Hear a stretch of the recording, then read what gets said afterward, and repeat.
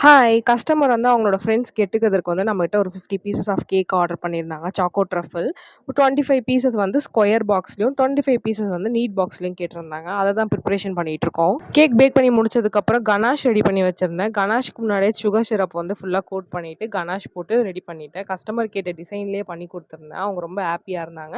இது வந்து எனக்கு வர செகண்ட் பல்க் ப்ரொடக்ஷன். ஏற்கனவே எனக்கு வந்து கிறிஸ்மஸ்க்கு ஒரு பல்க் ப்ரொடக்ஷன் வந்திருக்கு. அதனால நான் ஈஸியா கொஞ்சம் மேனேஜ் பண்ணிட்டேன். ஃபைனலா மேல கொஞ்சம் கோல்டன் ஸ்ப்ரிங்கிள்ஸ்லாம் போட்டு பாக்ஸ வந்து க்ளோஸ் பண்ணி ஃப்ரிட்ஜ்ல வச்சுட்டேன். கஸ்டமர் வந்து ஈவினிங் டெலிவரி எடுத்துக்கிட்டாங்க. இப்ப நான் ஒண்ணு சொல்றேன். எத்தன ஹோம் பேக்கர்ஸ் வந்து இத வந்து நீங்க மேட்ச் ஆயிருக்கு, அனுபவிச்சிருக்கீங்கன்னு சொல்லுங்க.